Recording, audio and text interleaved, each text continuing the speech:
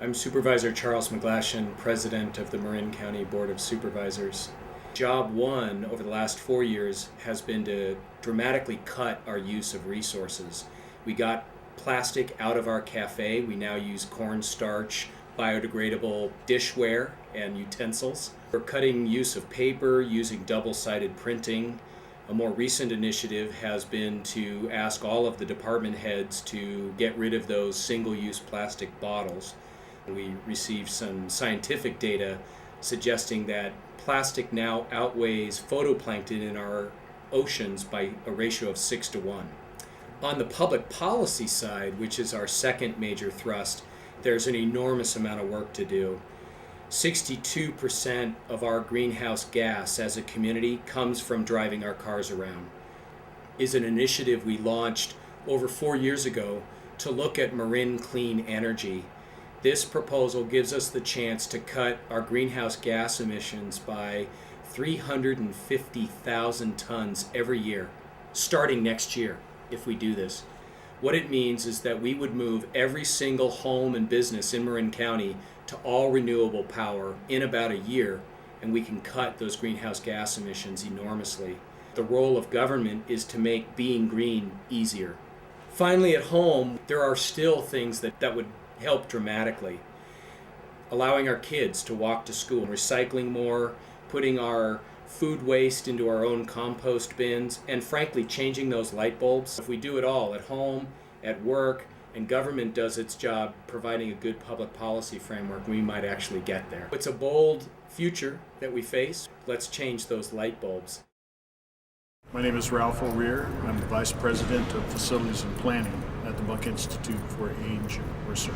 So again, with PG&E, we participated in some retrofit programs to just anything we can do to try and reduce our overall electrical consumption. So when summer comes and days are hot, we automatically know that there's a possibility that energy capacity to California can be constrained. And there's a bulb, an orb that PG&E gives to some participants in this program, and it glows different colors. So when the grid is happy and there's plenty of electricity for everyone to use, this orb glows green. So this thing is an early warning system to let you know in a very visual way that there are electrical problems in the grid in California.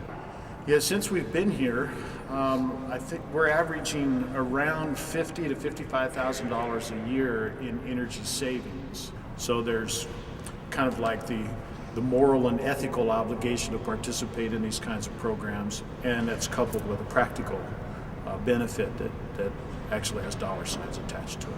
I guess it's kind of a pitch for the Buck Institute to say that from the time we've been here until now, we have been aware of our energy consumption financially, and again from the standpoint of what we can do to reduce it.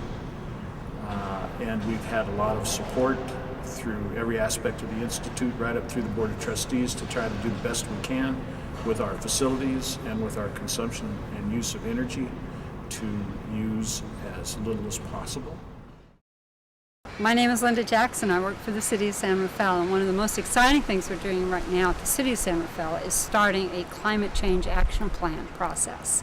Over the next year, we're going to develop this climate change action plan that's going to address all the things that we can do both at the city and in the community to reduce our carbon footprint. The City of San Rafael is a real leader in this county in this effort. In 2005, our mayor was one of the first mayors to sign on to the U.S. Mayor's Climate Protection Agreement. With our lights, the traffic lights downtown, our traffic engineer changed all of them to these LED bulbs that use less energy. We have police on bikes instead of in cars. We have bought hybrid vehicles instead of using our bigger trucks that use more gas.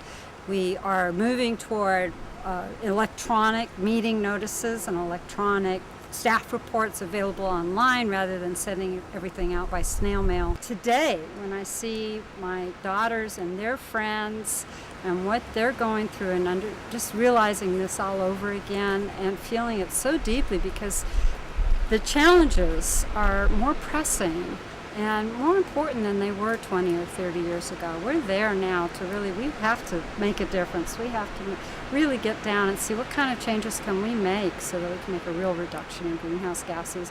So the Earth will be here the 7 generations out for them. One of the biggest changes that people are going to see when you look ahead to the future 10, 15, 20 years is in the way we live, where we live, and how we get around. People are going to be looking for something that will have a smaller footprint, won't use as much energy, will be a more sustainable abode for them. We are the sustainability team with the Marin County Community Development Agency, and our team consists of 5 folks right now. We have Jamie Tuckey, Ala Kaufman, Omar Pena, Dana Armanino, and I'm Dawn Wise. So the county has done an inventory of our greenhouse gas emissions, both at the county level and at the internal government level. And we've also set a target for how much we want to reduce our greenhouse gas emissions by. And the target that the Board of Supervisors agreed to is a 15% reduction in greenhouse gas emissions by the year 2020, below 1990 levels. So we have a very high bar to reach. My role with the team and in the department is coordinating all of our sustainable building efforts, and primarily that involves developing policy to ensure that buildings that are built in Marin County are built green whenever possible. In particular, are energy efficient. The county is currently offering rebates for solar energy systems as well as wood stove rebates. The solar energy rebate program is available for residents of the unincorporated part of the county, and it is in the amount of $500 if you put up a solar PV system, $300 if you do a solar domestic hot water heater inside your house, and a solar pool heater, we have a rebate available for $200.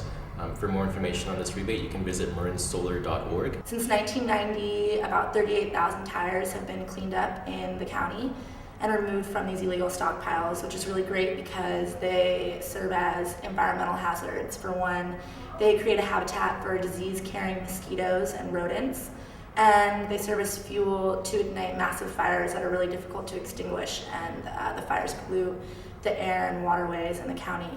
Currently, there's only one choice in Marin County for where you buy your energy from.